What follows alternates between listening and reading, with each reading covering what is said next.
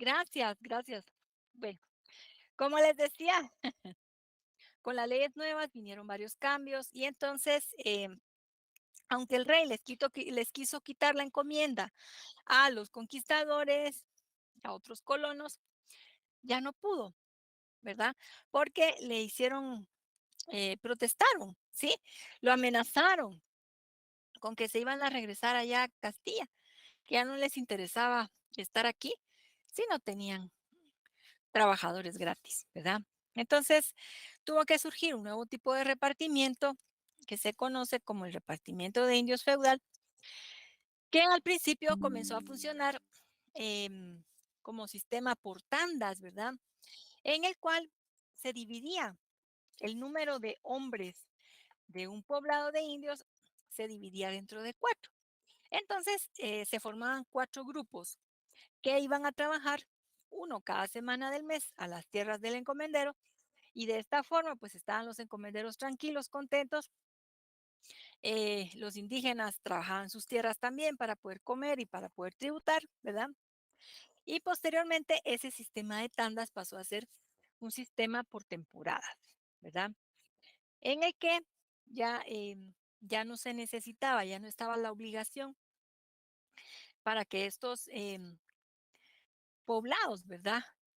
Eh, trabajaran para el encomendero durante todo el año, sino que solamente en la época de siembra y cosecha o solo para la cosecha, ¿verdad?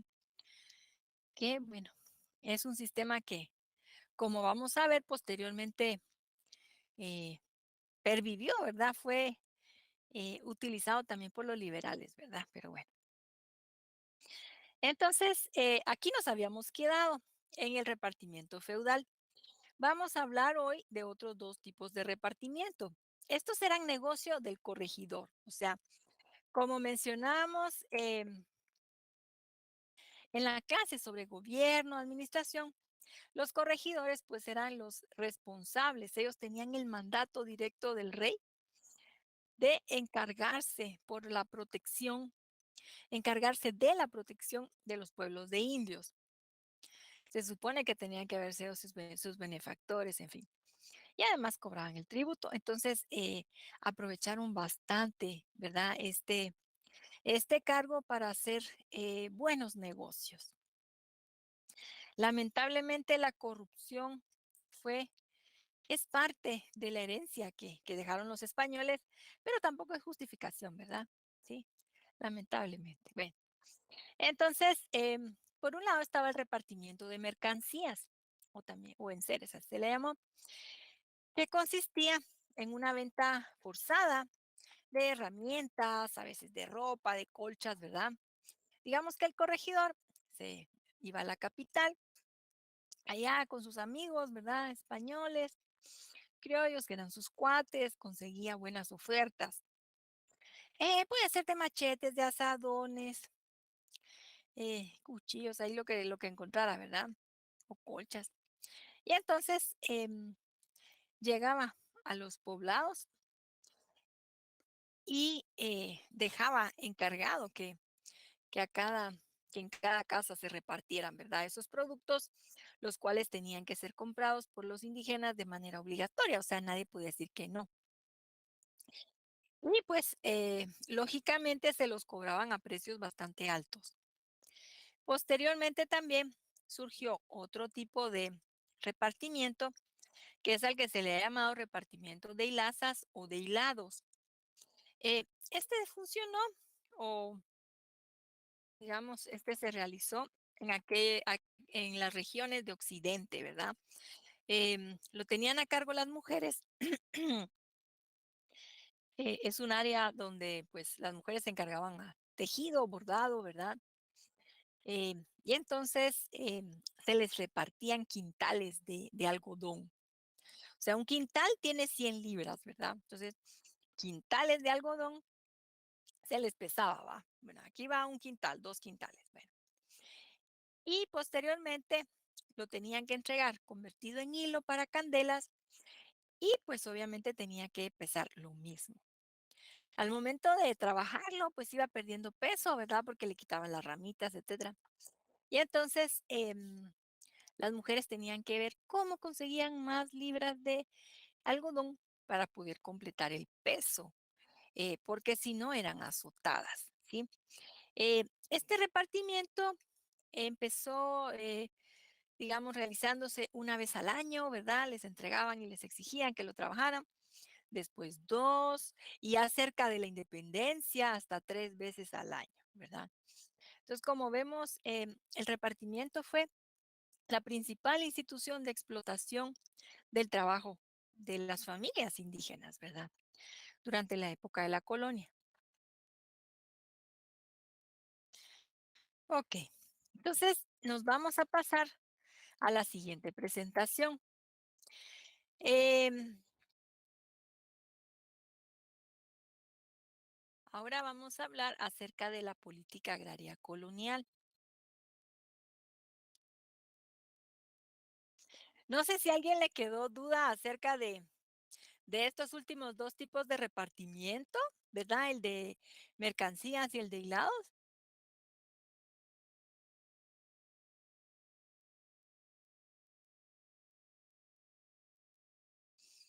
Bueno, si no me dicen. Sí se escucha bien, solo quiero ver cómo Sí, tengo el licenciada, volumen. no hay ninguna duda. No hay dudas. Gracias. Sí se Ah, escucha. ok, chicos. Todo claro, licenciada, gracias. Ok, muchas gracias. Bueno, entonces ahora vamos a pasar al capítulo número 9, que se llama La política agraria colonial y los orígenes del latifundismo en Guatemala. Fíjense que yo acostumbro a mis presentaciones, les voy siempre colocando un número. Y si se fijan, pues no es el número del capítulo, ¿verdad? Sino que es me sirve a mí para que ustedes vayan viendo la secuencia, ¿verdad? O sea, el orden de los temas para que los puedan estudiar mejor. Y pues también a mí me facilita más encontrar mis presentaciones, ¿verdad? Al momento de que estoy trabajando los cursos. Bien. Ok, entonces vamos a hablar acerca de la política agraria colonial. Como dijimos, capítulo 9 del libro de este año, pero en libros de años anteriores puede variar la numeración, ¿verdad? Ok, entonces, cuando hablamos de política agraria, nosotros nos vamos a referir, nos estamos basando en los estudios de Severo Martínez Peláez, el gran historiador de la época de la colonia, ¿verdad? Y entonces, cuando hablamos de la política agraria colonial, nos vamos a referir a las formas en las que se adjudicaba la tierra y a quienes se le otorgaba, ¿verdad? Bueno, entonces, Severo Martínez identificó 5 principios de política agraria colonial. El primero de ellos era el principio de señorío. Este implicaba que todas las tierras que habían sido conquistadas le pertenecían al rey. ¿Se acuerdan ustedes que eh, como firmaban un contrato, verdad? Los emprendedores, los empresarios, comerciantes, en fin. Con la corona, entonces todo se tomaba posesión en nombre del rey. Y entonces de ahí se desprende. Como el rey era el dueño, imagínense, ¿verdad? Todo se lo apropió. Y entonces, como el rey era el dueño, solo el rey podía ceder, vender, regalar, rifar, ¿verdad? Hacer chinchilete, ¿verdad? Todo, las tierras. Y entonces, por eso, cuando los conquistadores tomaron posesión de lo que les correspondía, pues mandaron un informe a Castilla para que el rey les autorizara, ¿verdad? Entonces ya de regreso vino la autorización. ¿Eh? Y el rey dejó para él algunas tierras, o sea, no todas las repartió. Y a esas que se quedó el rey se les conoce como tierras realengas. Ahí sí que las dejó ahí como su inversión, ¿verdad? Para más adelante. Y entonces luego tenemos el siguiente principio, el número 2, que nos dice don Severo, que es la tierra como aliciente.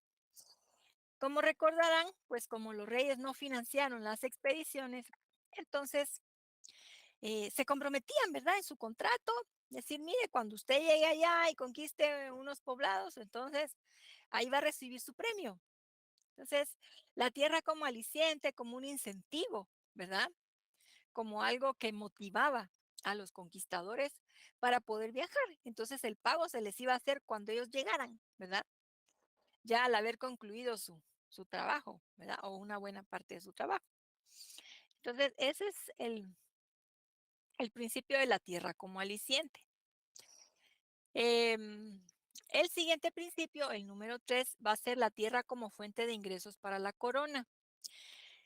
Em, Don Severo encontró, ¿verdad? Dos reales cédulas emitidas por el rey, aquí ya era Felipe II, entonces en 1591. Eh, Fíjense que los reyes de España después de la conquista del Nuevo Mundo, se involucraron en varias guerras con príncipes, con reyes de Europa, sobre todo por cuestiones de religión. Como dijimos que eran bien católicos, ¿verdad? Rematados. Y precisamente en ese siglo XVI, a principios se había dado la reforma, ¿verdad? Encabezada por Martín Lutero, por Juan Calvino y otros, ¿verdad? Personajes bien interesados, ¿verdad? Eh, en denunciar la corrupción en la que había caído la iglesia cristiana, en fin. Entonces, los reyes de España se van a meter en varias guerras por cuestiones religiosas. Y pues las guerras son caras, ¿verdad? También, bueno, para vigilar y proteger sus territorios, que ya los habían, ya los tenían ellos registrados, ¿verdad? A su nombre.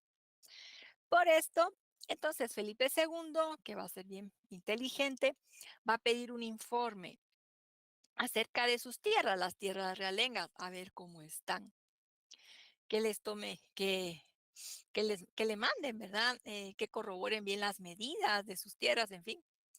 Pero resulta que se había empezado a dar un fenómeno eh, que atendía a que como pues el rey realmente nunca visitó, ¿verdad? El Nuevo Mundo, entonces ni conocía sus tierras.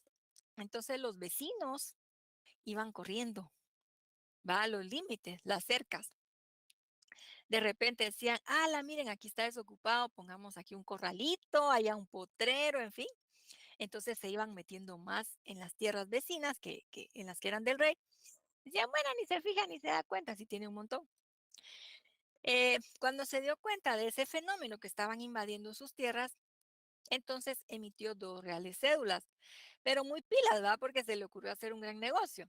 Entonces, fíjense, la primera real cédula, allí él va a decir que de manera inmediata se expulse a esas gentes abusivas, aprovechadas que están invadiendo sus terrenos.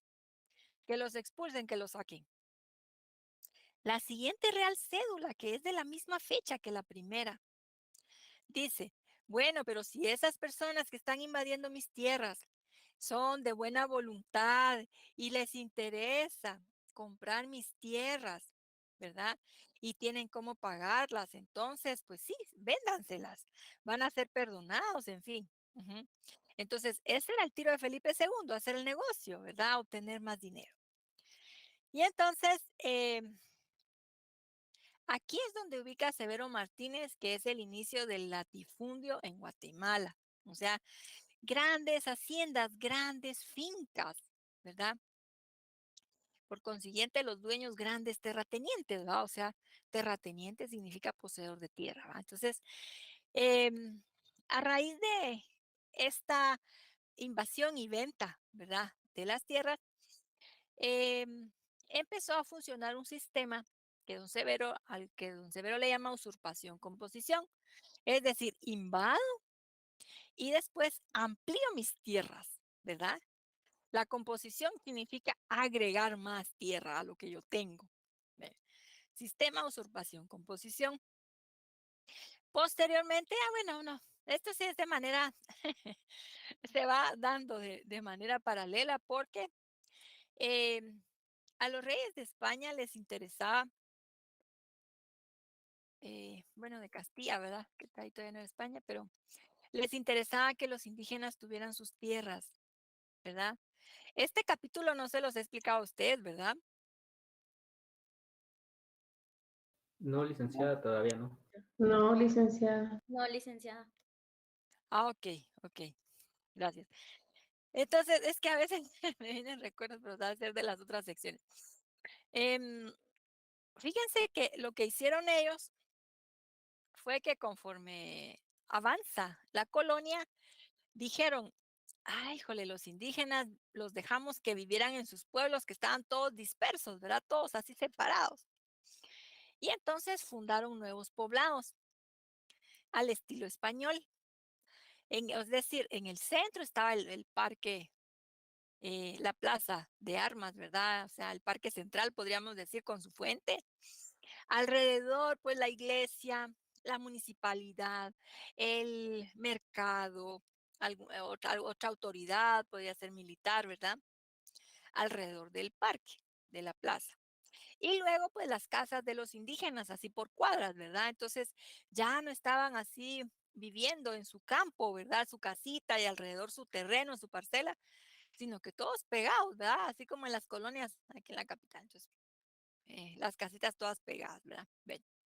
Esto para poderlos controlar, ¿verdad? Para que no se les subieran a los que no querían trabajar, saber cuántos trabajadores disponían y todo eso, ¿verdad? O sea, era más por temas de control. Y entonces el rey dispuso que se les adjudicara dos tipos de tierras a los indígenas. El primer tipo de tierras se le llamó ejido, que es una franja que está alrededor del pueblo, ¿sí? Que era lo que esta franja de tierra, como ejido, no era para que cultivaran, sino que más bien sí necesitaban sacar a solear su maíz, sacar a solear su cerámica que estaban trabajando, sí, para que fueran a recoger ramas, ¿verdad? Leña para hacer fuego, para tener ahí algunos a sus animalitos, en fin, ¿verdad? Para eso eran los ejidos. Y el otro tipo de tierras eran las tierras comunales. Esas sí eran para que las cultivaran. Entonces, podían ser las comunales alrededor del pueblo, perdón, podían ser a la par o podían ser más lejos, ¿verdad? Pero sí los reyes se preocuparon porque los pueblos de indios por, por garantizar su sobrevivencia, ¿verdad? Lo que encontró don Severo es que en algunas o muchas ocasiones no siempre les dejaban espacio para los ejidos, pero sí siempre las tierras comunales, ¿verdad? Para que ellos cultivaran su comida y en fin. El siguiente principio es el del bloqueo agrario de los mestizos. Fíjense que Severo Martínez, como él hizo su investigación en el archivo de Indias allá en Sevilla, imagínense, 15 años estuvo ahí. Bueno, entonces, él encontró que, por ejemplo, para garantizarle tierras a los conquistadores, pues ahí habían estado, ¿verdad? Las capitulaciones y luego otras reales cédulas. Para garantizarle tierras a los indígenas, las leyes nuevas y luego otras reales cédulas que fueron emitiendo. Pero respecto de los mestizos, don Severo encontró que no hubo reales cédulas en donde se estableciera el rey.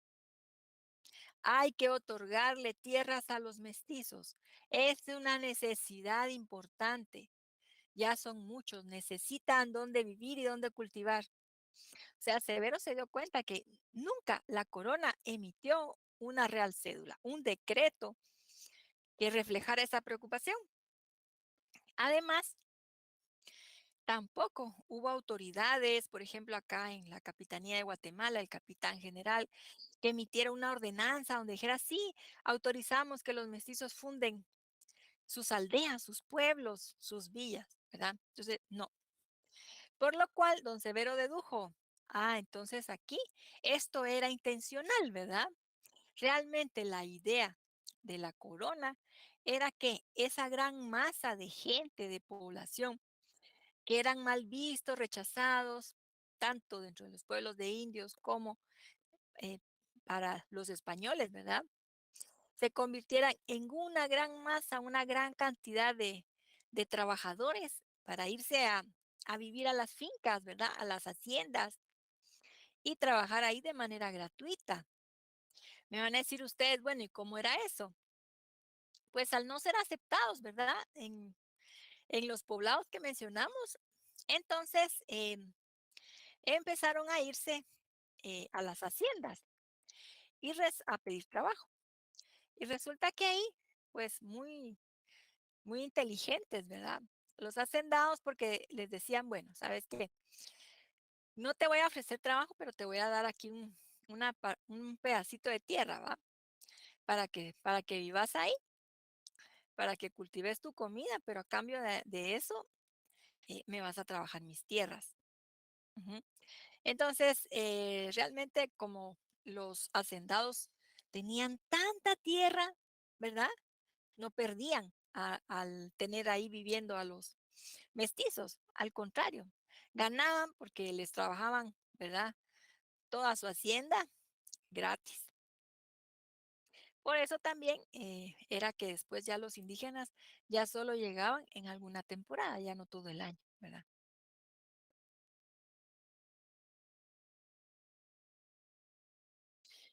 Bueno, entonces estos serían los principios de la política agraria colonial. No sé si tengamos algún comentario, alguna duda.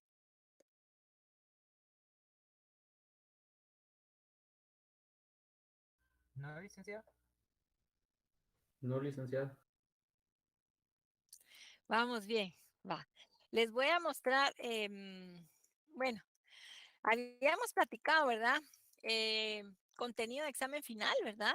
Ay, no, fíjense que yo estoy con eso que es examen final, es examen primer parcial. Entonces va a ser el lunes 28, capítulos del libro, el primero, que es la historia, luego el origen de la población en América. El capítulo 3 lo vamos a sustituir por el documento que yo les compartí, ¿verdad? Sobre los mayas. Este está bien explicadito. Luego el capítulo sobre los señoríos, el carácter del descubrimiento de América, bases jurídicas de la colonización, organismos, algo sobre repartimientos y política agraria, ¿verdad? Siempre tomemos en cuenta que viene contenido del libro y pues también las presentaciones. eh, Tomen en cuenta también sus apuntes de clase, ¿verdad? Todo eso eh, es importante.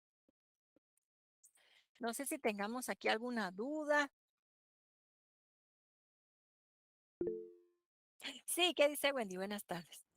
Buenas tardes, licenciada. Solo me podría repetir por qué será sustituido el capítulo número 3, perdone. Ah, sí, es que fíjese que yo les compartí un documento que es sobre los mayas. Ahorita le digo. Es, Está en Classroom, licenciada. está en el Classroom, sí, gracias Rosario. Aquí Gracias, sí, licenciada. Gracias. fíjese que, a ver, es que fíjese que ese capítulo me gusta mucho cómo está explicado. Ah, sí, se llama, mire, aparece como documento Mesoamérica y periodo de los mayas. Así aparece. Y cabal, como lo Gracias, tengo yo licenciada. ahorita, aquí que estoy viendo mi unidad número 1, es el primer documento que aparece ahí. Muchas gracias. Ok, Wendy, con gusto. Es como un librito, ¿verdad, licenciada? Sí, fíjese, Melissa, quiero ver, se los voy a compartir aquí. Mm, Les voy a compartir aquí mi claro.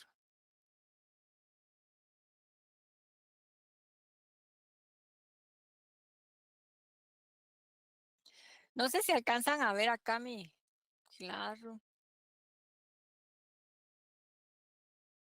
Sí, Sí, licenciada. licenciada, sí se ve. ¿verdad? Entonces es este documento.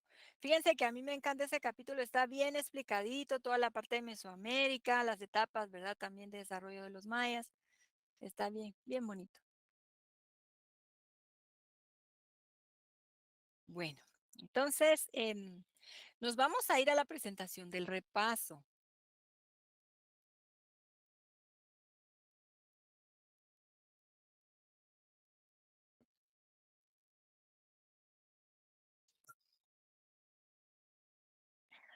Ok, pues como recordarán ustedes, nosotros hablamos de las principales teorías, ¿verdad? Acerca del poblamiento de América. Eh, Mencionábamos la teoría poligenista, la monogenista, la autoctonista, ¿verdad? Eh, Ay, la garganta ahí se me quiere. La monogenista, que es la que nos plantea que eh, estas personas que poblaron América, pues venían de, de Asia pasando por el estrecho de Bering, ¿verdad? Entonces reconoce un solo origen, ¿verdad? El paso por este puente que se congeló, ¿verdad? Un puente, ¿verdad? Bien grande, amplio, que durante varios cientos de años estuvo ahí congelado, ¿verdad? Y entonces fueron pasando sin darse cuenta. La teoría poligenista que nos habla de varias rutas, ¿verdad? Reconoce Bering y reconoce otras rutas, ¿verdad? Por las que pudieron haber pasado hasta Polar América. Y también está la autoctonista, ¿verdad? De este señor Ameguino que nos dice que, bueno, que surgieron acá en América, ¿verdad? Bueno, eh, también nosotros hablamos acerca de Mesoamérica. ¿Se acuerdan qué era Mesoamérica? Es un territorio que compartía unas culturas muy similares. Ajá, sí, muy bien.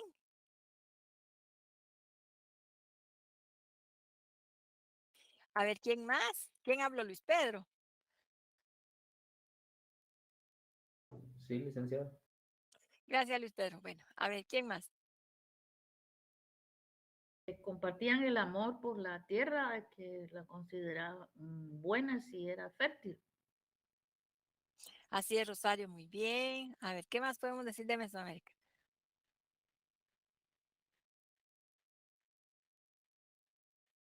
Que tenían un choque multicultural. Mm, yo creo que más que un choque, como que tenían mucho en común, ¿verdad? Ujú.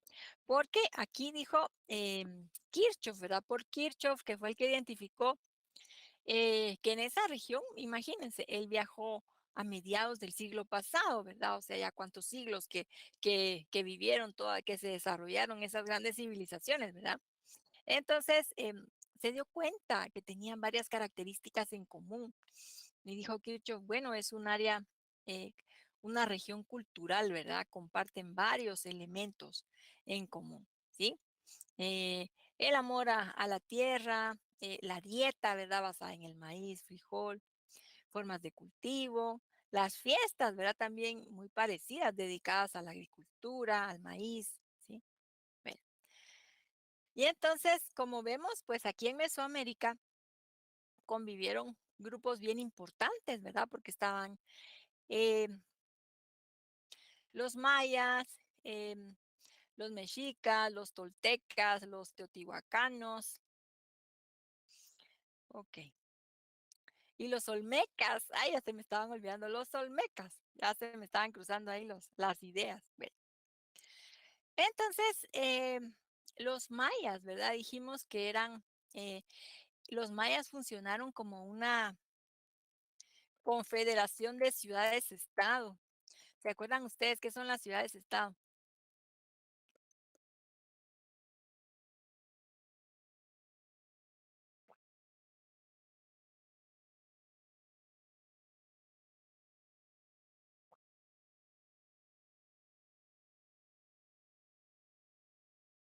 Eran las ciudades más importantes donde estaban los principales, por así decirlo, ¿no? Ujú. Pero acordémonos que cuando hablamos de las ciudades-estado, esta es una figura de los griegos, ¿verdad? Entonces, eran ciudades completamente independientes unas de las otras. ¿sí? Acordémonos que en los griegos a veces se unían en época de olimpiadas o para algunas guerras, se unían o si no se peleaban, ¿verdad? También se enfrentaban. Entonces, ese era el caso también de los mayas. No tuvieron, digamos, una capital. Como decir, ah, la capital va a estar en Isinche o va a estar en Tikal y de ahí van a llegar las órdenes para los demás. No, sino que había ciudades que eran las más grandes, las más importantes, ¿verdad? Las más poderosas y que protegían a otros poblados más chiquitos, en fin. Entonces, así funcionaron los mayas, ¿verdad? No llegaron a establecer, digamos, esa forma de autoridad así toda centralizada, ¿verdad? En una sola capital y en una sola persona, sino que hubo varias ciudades importantes, ¿verdad? Con sus propias autoridades. Bueno, entonces, cuando hablamos del periodo paleoindio, ¿a qué nos estamos refiriendo?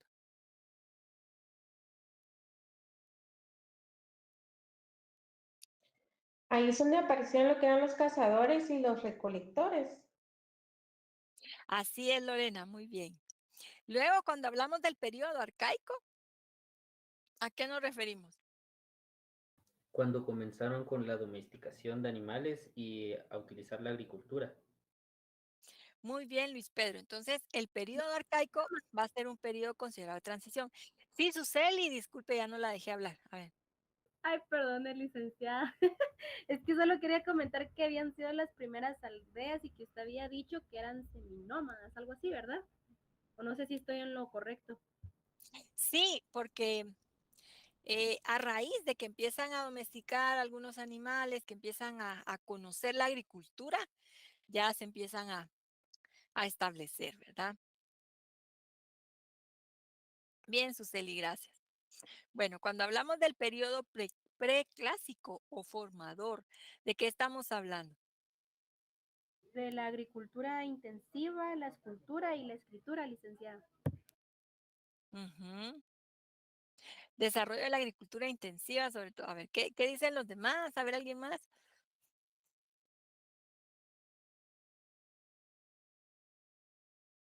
También aquí empezaban a haber excedentes, licenciada. Así es, Wendy, muchas gracias. Debido a la gran producción, ¿verdad? Ya dominan la agricultura, ya saben en qué época van a cosechar, ¿verdad? Ya pueden sacar más cosechas, en fin. Entonces hay excedentes, se desarrollan las rutas comerciales y empiezan a construirse las primeras ciudades, ¿verdad? Y tal es el caso que, por ejemplo, la ciudad del Mirador, con la pirámide de la Danta, que es la más alta, ¿verdad? Em, Fue de esa época, con sus grandes calzadas, ¿verdad? Del preclásico. También Caminal Juyú, en fin, bueno. em, Entonces ahí se empiezan a definir las características, ¿verdad? Que distinguen a los mayas. Del periodo clásico, ¿qué podemos decir?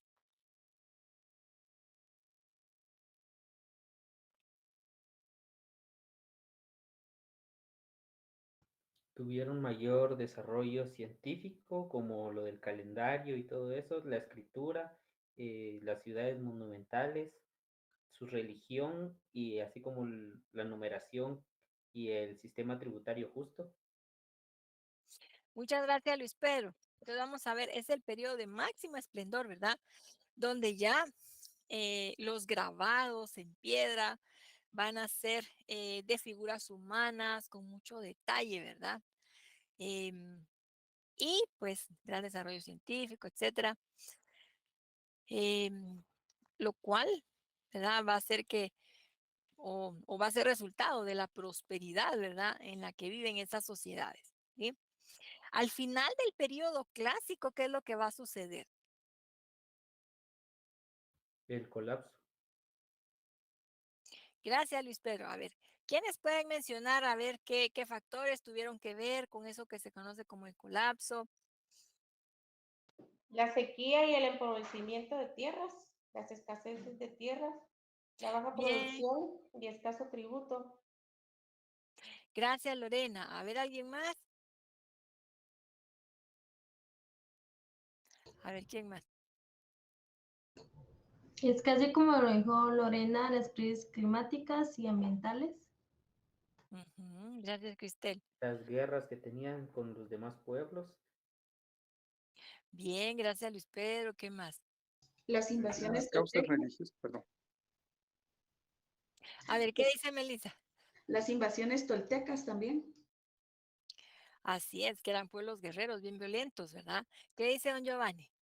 Las causas religiosas y las militares también que se dieron de último. Las peleas entre grupos entre sí, ¿verdad? Ujú. Gracias, don Giovanni. Entonces, hubo un montón de factores, ¿verdad? Que confluyeron en que también provocaron, ¿verdad? Rebeliones campesinas. Hubo mucha conflictividad, diríamos, en la época actual, ¿verdad? Caos, conflictividad, carestía, ¿verdad? Enfermedad. Y entonces, por eso fueron abandonados grandes centros como Tikal, ¿verdad? Eh, y entonces vamos a ver un desplazamiento hacia el altiplano, ¿verdad? Una parte de los habitantes de Tikal se van al norte, allá por Yucatán, ¿verdad? En fin, pero otra parte y de otras ciudades se van a trasladar al altiplano, ¿verdad? A tierra fría. ¿Y qué podemos mencionar del periodo posclásico? Que fue un periodo con una gran etapa de guerra.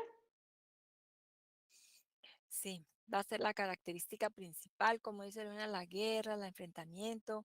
¿Qué más? Se organizaron en señoríos. Así mismo, sí, así es, Rosario, se organizaron en señoríos. Eh, ¿Qué más? O sea, ¿a qué se dedicaban los señoríos? ¿De qué vivían, podemos decir?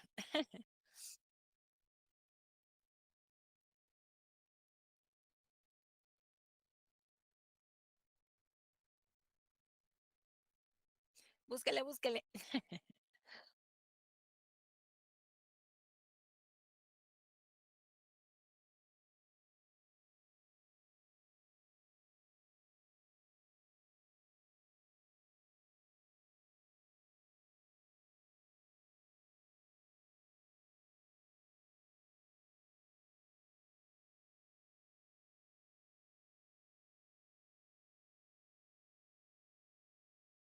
Ay, ¿qué les pasó?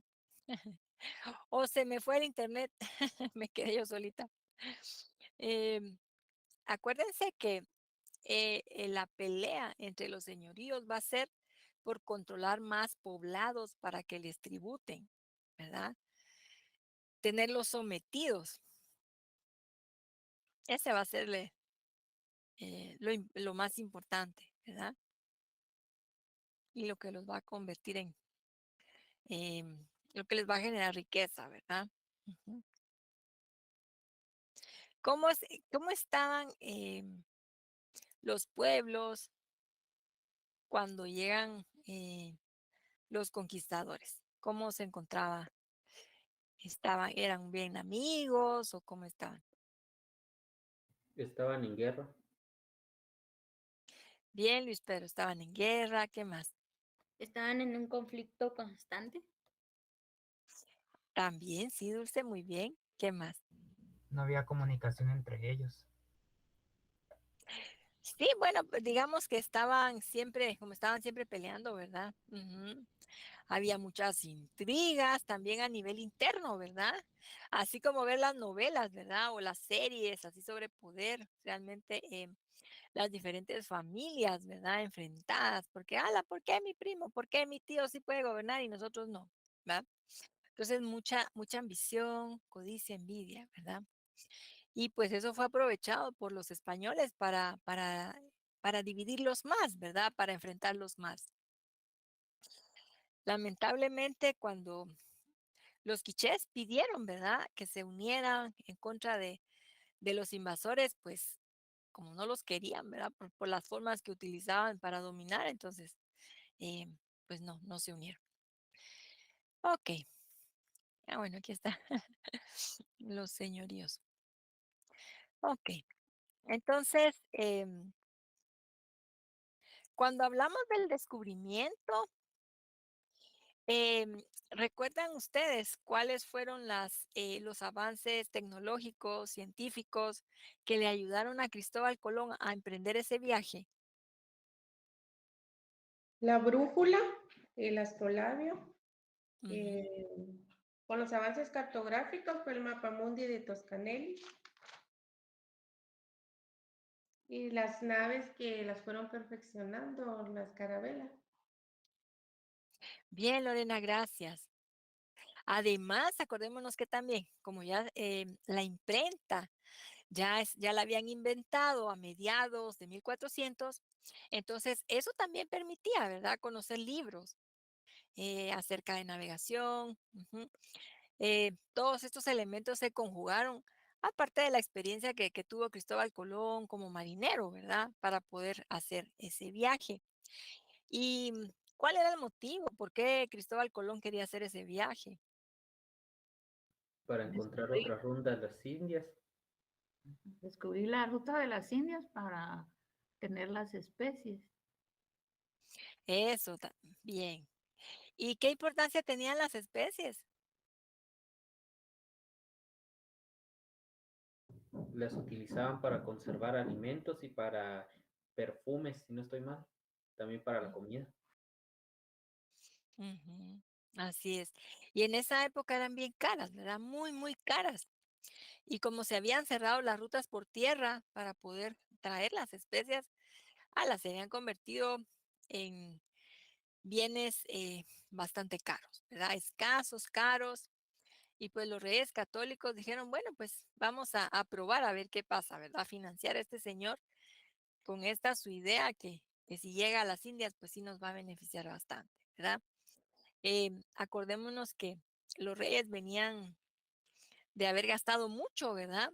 Eh, en lo que se llamó la reconquista, o sea, la expulsión del territorio de la península de los árabes, ¿verdad? Sí, entonces sacar a los árabes les costó bastante, gastaron mucho en armas, en fin, estuvieron muchos años en eso. Y entonces pensaron que era un buen emprendimiento, podríamos decir, ¿no? En nuestra época. Ok, y entonces empieza el tema de la conquista, o sea, que era un tema de guerra, ¿verdad? Bueno, primero acreditar el justo título, ¿verdad? Em, el tema de marcar bien el territorio, ¿verdad? Garantizar que solo a los reyes católicos les va a corresponder lo que descubierto por Colón y lo que encuentren y lo que puedan explorar de ese lado, ¿verdad? Frente a los portugueses que también están descubriendo y conquistando territorios de África, ¿verdad? Garantizar para las coronas de Castilla y de Aragón, pues que a ellos les van a pertenecer lo que descubrió Colón, ¿verdad? Entonces, en eso que se ha llamado el justo título, nosotros encontramos varios procedimientos, ¿verdad?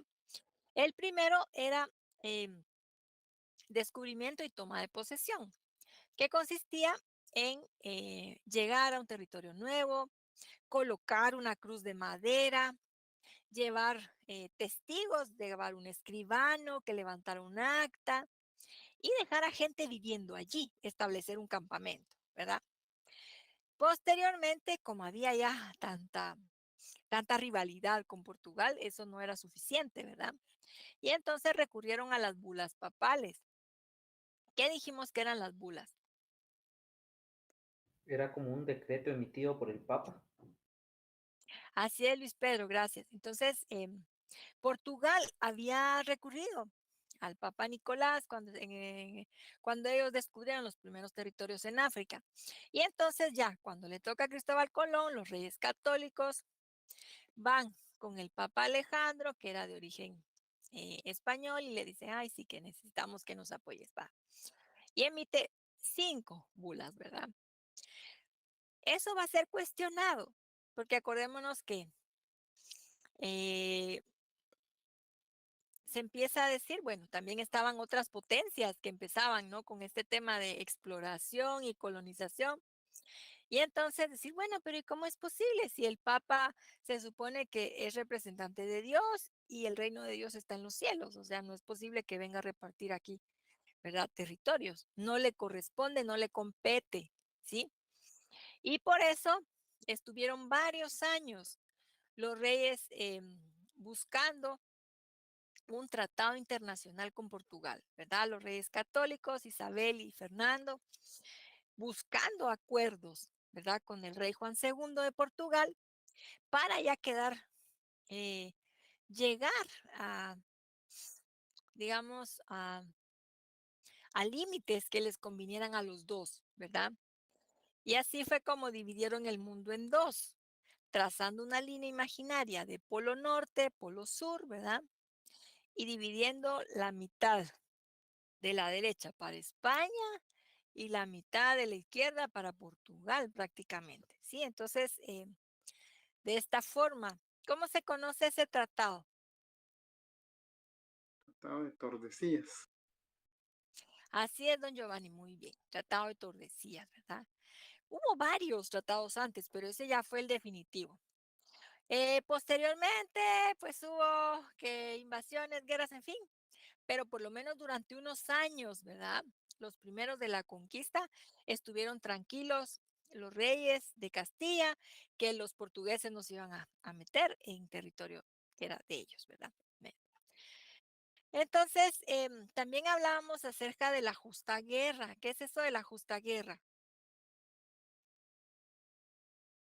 La justificación para poder esclavizar y quitarle sus pertenencias a los indígenas. Así es, Luis Pedro, muy bien. Porque los territorios estaban habitados, ¿verdad? No eran territorios desiertos. Entonces, y aquí había príncipes, había reyes, entonces había un nivel de desarrollo, ¿verdad? Entonces decir, bueno, ¿cómo justificamos que los vamos a someter, ¿verdad? Y entonces a eso se le llamó la justa guerra. Todos los argumentos que se emitieron, ¿verdad? Que si no son personas los indígenas, que si sus gobernantes no tienen uso de razón, imagínense eso, no son inteligentes, ¿verdad? Entonces no están a nuestro nivel, no están a nuestra altura, los podemos invadir. Bueno, y pues a raíz de la defensa que hicieron de los indígenas, Fray Bartolomé de las Casas, Francisco de Vitoria, Montesinos y otros, ¿verdad? Dominicos, decir son personas, ¿verdad? Sí, son soberanos de sus tierras. Entonces, finalmente, ¿verdad? El rey para eh, mandó que redactaran un documento para que fuera leído a la entrada de los poblados antes de conquistarlos, ¿verdad? Fray Bartolomé había descrito, ¿verdad? Todo el genocidio que estaban realizando los conquistadores, cómo estaban asesinando a los indígenas con sus familias sin importar la edad, ¿verdad? Con mucha violencia. Entonces, por eso el rey autorizó, mandó a redactar ese documento, ¿verdad? El requerimiento. ¿Qué era lo que les decía el requerimiento a los indígenas?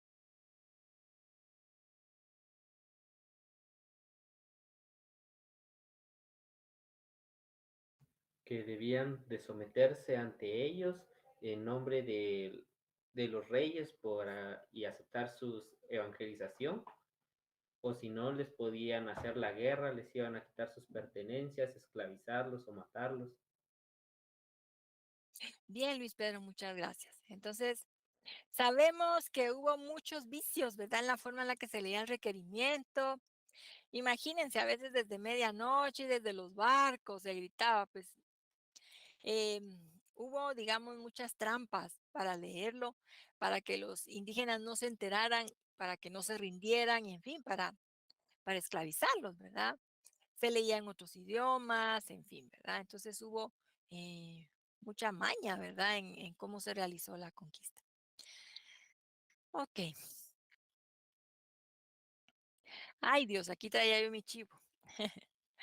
Bueno, también hablamos cómo se realizó, ¿verdad? La conquista.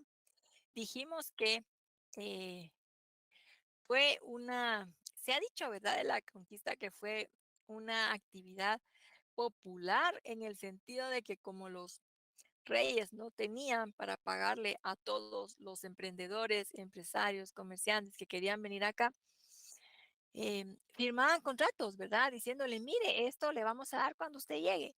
Ajá, va a tener estos beneficios. Y obviamente también, bueno, pero mire, va a llegar en nombre de nosotros, ¿verdad?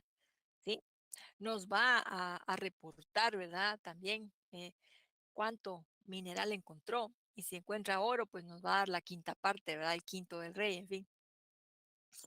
Entonces, firmaron esos contratos a los que llamaron capitulaciones, ¿verdad? No me vayan a decir que las capitulaciones son los anuncios esos prematrimoniales, en fin, ¿verdad? Sino que eran esos contratos suscritos entre la corona, ¿verdad? Entre el rey y esos empresarios, emprendedores que querían venir a América a conquistar, ¿verdad? Pues a la India en ese entonces. ¿Qué personas viajaron en los barcos? ¿Quiénes sí podían viajar? Los reclusos, los campesinos, artesanos, religiosos, oficiales del rey. Ujú. Bien, Melissa, muchas gracias. ¿Y quiénes tenían prohibido venir? Descendientes de moros y judíos. Ajá, muy bien, descendientes de moros y judíos. ¿Qué dice Lorena? Los negros ladinos, los gitanos. Ujú. Los herejes reconciliados también. Yo no sé si Melissa mencionó hace un rato los segundones, ¿no? ¿Quiénes sí podían venir? Sí, los segundones, hijos de dalgos o algo así creo que era. Ajá, segundones, hijos dalgos. Ustedes van a ver que en el libro a veces les dice segundones fijos, dalgos, porque en esa época así se escribía como fijos, bueno, o aparece también como hijos dalgos, ¿verdad? Que eran hijos de nobles, ¿verdad? Que pues que no tenían herencia, ¿verdad? Bueno, también hablamos acerca del derecho indiano. Como dijimos, el derecho indiano fue el derecho que ya surgió acá en el Nuevo Mundo, ¿verdad? Con sus propias características y que ya se fue adaptando pues a la realidad de estas tierras, ¿verdad? Entonces, que influyó mucho el derecho castellano, ¿verdad? El derecho de Castilla, sobre todo en lo relativo al tema de herencias, ¿verdad? Eso era, pero bien para ellos, ¿verdad? Tema de testamentos, herencias, reconocimiento de los hijos o quienes, y hacía distinción, ¿verdad? Hijos fuera del matrimonio, en fin. Eh, Fue surgiendo ahí también con las reales cédulas que mandaban los reyes desde España, con las ordenanzas que emitían aquí, por ejemplo, el capitán general, ¿verdad? Todo eso fue conformando el derecho indiano. Los reyes también habían mandado que se respetara las costumbres de los indígenas para resolver sus asuntos dentro de sus poblados, ¿verdad? Todo eso fue haciendo una combinación del derecho indiano. Cuando hablamos del casuismo acentuado, ¿verdad? Como característica, ¿a qué nos estamos refiriendo?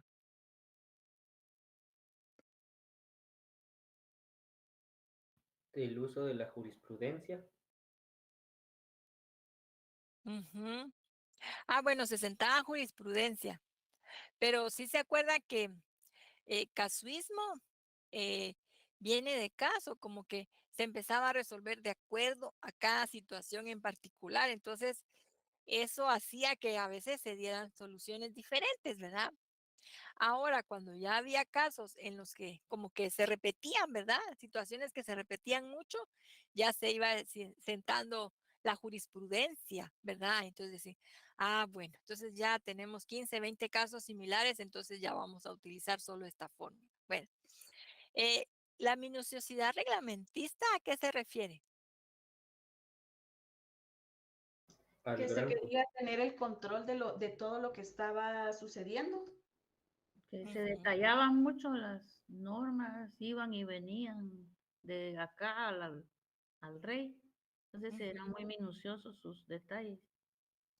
Sí, y también los expedientes, o sea, los reyes querían tener copia de todo lo que aquí se decidía, lo que aquí se resolvía, ¿verdad? Entonces se buscaba tener mucho control, ¿verdad? Lo curioso, pues interesante, es que gracias a eso se generó un montón de papeleo que está ahí para ser estudiado, ¿verdad? En el Archivo de Centroamérica, General de Centroamérica, en el Archivo de Indias y en otros, ¿verdad? Ven. La tercera característica, cuando hablamos del hondo sentido religioso y espiritual, ¿a qué nos estamos refiriendo?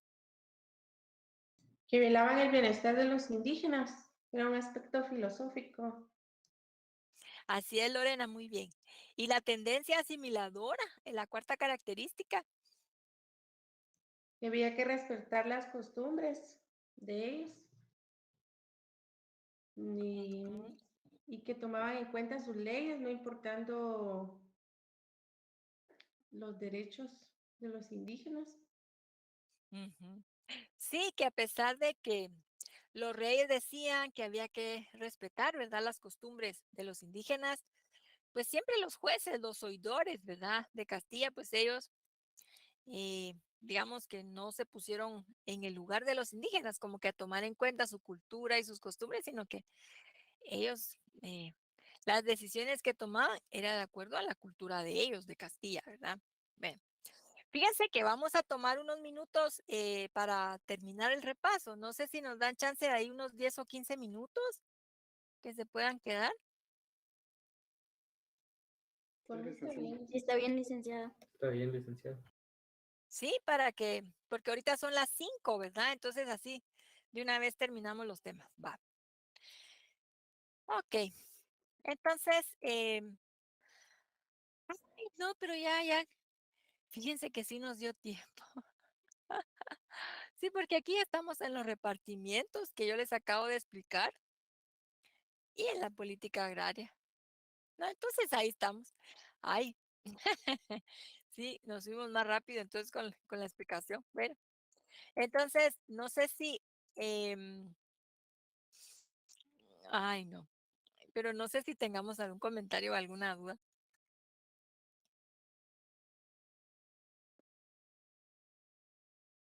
Ah, lo que falta, creo que es lo de gobierno, ¿verdad? No la puse acá en la presentación. Eso sí lo podemos comentar, ¿verdad? Porque en la parte de gobierno, em, las instituciones que surgieron allá en España, ¿verdad? Ujú. Que la primera fue la Casa de Contrataciones, ¿sí? Que estaba, ay, miren, voy a agregar esto en la presentación. La Casa de Contrataciones que estaba ubicada en Sevilla, ¿verdad? Que era el principal puerto, que tenía contacto con nosotros, ¿verdad? Acá en el Nuevo Mundo. Em, Se encargaba de la política comercial y de monopolio, ¿verdad? De Castilla para con nosotros. Luego surgió el Supremo Consejo de Indias, ¿verdad? Que se encargaba de toda la parte de administración, relación con los funcionarios, ¿verdad? Vigilar su trabajo, ¿verdad? Y controlar cómo se comportaban, que, que fueran leales a la corona, ¿verdad? También, que no hubiera corrupción, etcétera. ¿Cómo se llaman los mecanismos que tenía el Consejo de Indias para vigilar a los funcionarios?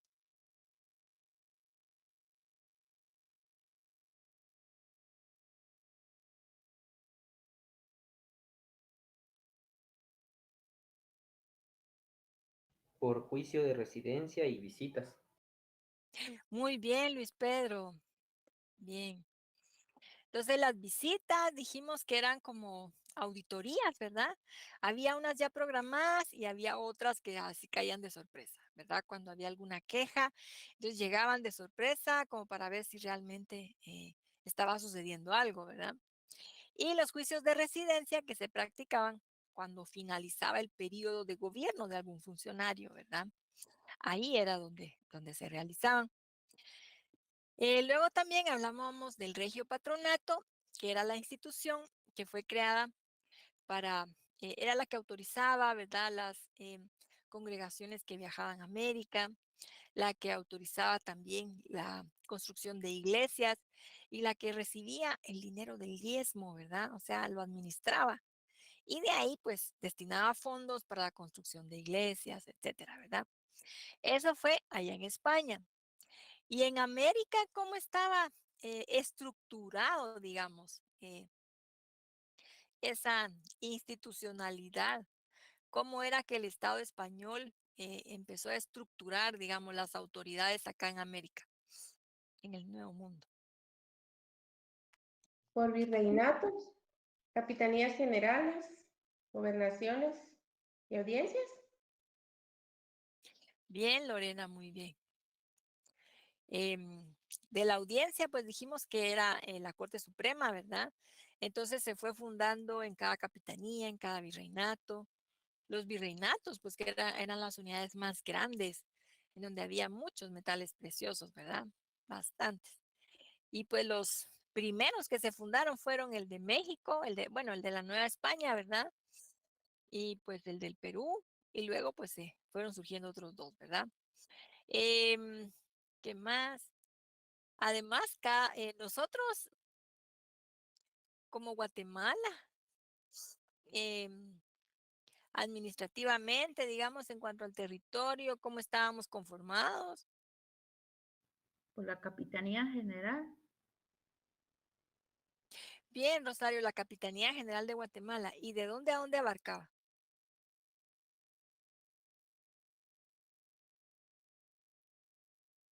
Chiapas, Guatemala, Belice y lo que es El Salvador, Honduras, Nicaragua y Costa Rica. Bien, Lorena, bien. Y hasta un pedacitito de Panamá, Chiriquí. Ujú. Bien. Y pues pertenecíamos al Virreinato de la Nueva España, ¿verdad? Bueno, tenemos ese vínculo con México. Bueno, no solo de ahí, sino que desde antes, ¿verdad? Que con lo de Mesoamérica. Ok. Em, la capitanía, ¿cómo estaba dividida?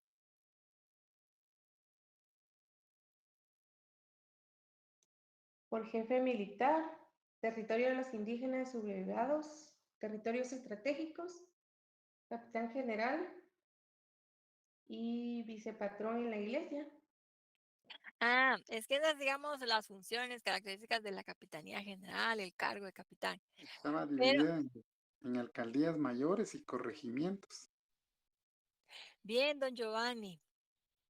Y luego también había municipalidades, ¿verdad? ¿Cómo se llamaban las munis? Ayuntamientos. Bien, como dice. Además, estaban los ayuntamientos o comunas, que así se les llamaba a donde vivían los españoles o criollos, ¿verdad? Y eh, donde vivían los indígenas, ¿cómo se llamaban esas alcaldías? Ayuntamientos indígenas. Así es. Y el funcionario es el que vigilaba, era como el de la SAT, ¿verdad? Porque iba a ver cómo estaban los terrenos, las parcelas de los indígenas y a calcular, ¿verdad? Cuánto iban a cosechar y entonces calculaba el porcentaje de que tenían que dar como tributo. ¿Cómo se llamaba ese funcionario? Ahí le voy a preguntar a Dulce. El cabildo. Ah, es que, bueno, cabildo se le llamaba a la MUNI, ¿verdad? Pero em, a ese funcionario era el juez de Milpas, que era el encargado de ir a establecer a calcular, ¿verdad? El tributo sobre la cosecha que iban a tener ese año, ¿verdad?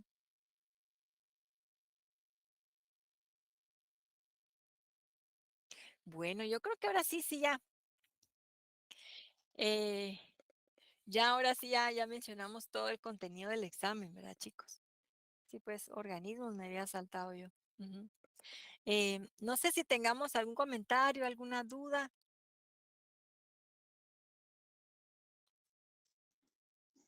Solo con respecto al examen, licenciada, no sé en qué plataforma lo va a realizar. Fíjense que lo vamos a realizar en Classroom. Ahí les va a salir publicado. Muy bien. Y bueno, no sé si lo va a hacer como la misma temática que utilizó en el primer semestre con 3 series. O no sé Fíjese, cuántas Lorena. preguntas. Ay, híjoles, ahí lo estoy terminando, fíjese, pero el examen viene sobre 30 puntos. Ya saben ustedes, vienen preguntas de falso verdadero. Hay otras que son de selección múltiple. Van a haber casos, por ejemplo, en los que ustedes vean, ala, pero si son varias respuestas. Entonces, puede que venga alguna pregunta que tenga varias respuestas.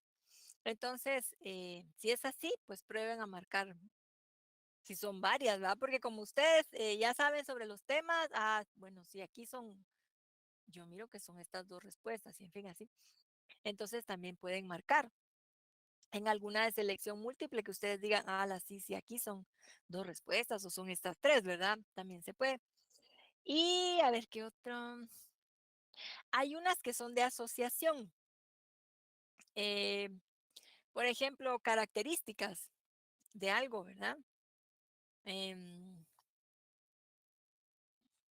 Como que les dijera, bueno, características del repartimiento eh, primitivo y del repartimiento feudal, por ejemplo. Entonces van marcando cuáles son del repartimiento primitivo y cuáles son del repartimiento feudal, ¿verdad? Así en una sola pregunta. Entonces, pues esos son los tipos de preguntas que yo utilizo, ¿verdad? En cuanto al tiempo, vamos a tener 40 minutos. Yo pienso que es suficiente, ¿verdad? Porque si alguien tiene problemas con su internet o alguna cuestión, tiene suficiente tiempo. Lo que sí les pediría es que si alguien, por ejemplo, va a hacer su examen en el celular, pues que preparen su celular con una recarga desde antes, ¿verdad? Para que no se van a quedar sin internet empezando su examen. Ese tipo de cuestiones, ¿verdad? Que las tengan previstas. Ahí sí que, bueno, ya les dije el tiempo, el tipo de preguntas. No sé si tengamos alguna otra duda. Muchas gracias por responder mi duda, licenciada. Fíjese que es que lo estoy terminando realmente. Puede ser 2 o 3 series, sí. Ok, Enrique.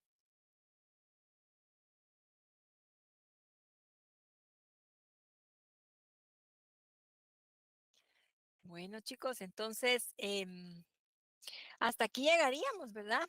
Entonces, ahí se acuerdan, el examen es lunes 28 a las 3 de la tarde en la plataforma Classroom, pues para que estén pendientes, ¿verdad? Yo voy a estar ahí pendiente también. Ay, híjoles, yo no sé si está por acá la compañera Sayani, ¿no saben?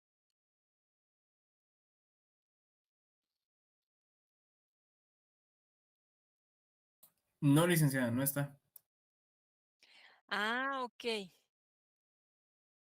Bueno, ahí le voy a escribir entonces. Está bien. Pero si necesita algo, me lo puede decir. Yo la conozco, entonces yo le doy el Vaya. mensaje. Es que fíjese, Samuel, que ella me había dicho que ella iba a crear el grupo de WhatsApp, pero yo ya no le escribí. Fíjese que no le pedí su número o será que solo me lo anotó en el chat y yo no sé. Yo pensé que lo tenía apuntado, pero no lo tengo. Fíjese aquí en mi cuaderno. Ay, no. ¿Usted me puede Fíjese. pasar el número de ella? No. Sí, con gusto. Y sí tenemos un grupo, pero de la sección, no de esta clase en específico. Ah, ya. Pero ahorita le doy el número. Ahorita se lo doy. Bueno, sí, Samuel, gracias. ¿Se lo dicto? Sí, aquí tengo de apuntar. Es 54 Ajá. 39 63 56. 54 39 63 56. Sí, así es. Ok. Gracias, Samuel, muy amable. Un Bueno. gusto, licenciada. Licenciada, fíjese que Sí, sí, Sayani sí creó el grupo. Ok. Ajá. Gracias, Melissa. Sí, es que fíjese que yo no me había podido comunicar, mire, con ningún grupo. Hasta hoy dije yo, ay Dios, me voy a poner a a escribirles, ¿verdad? Pero no tengo el número de ella, no lo... Saber, según yo que lo tenía anotado, pero no lo tengo, ay Dios. Entonces le voy a escribir a Sayani. Ay, gracias chicos. Entonces, ahí pilas con el examen, ¿verdad? Ahí están puntuales, listos con todos. Y pues lean, ¿verdad? Para que aprendan algo que les quede de su formación. Bueno, entonces, cuídense bastante. Feliz tarde. Gracias, feliz tarde. Feliz tarde, licenciada. Feliz tarde. Gracias, licenciada. Feliz tarde, licenciada. Feliz tarde. Feliz tarde, cuídense.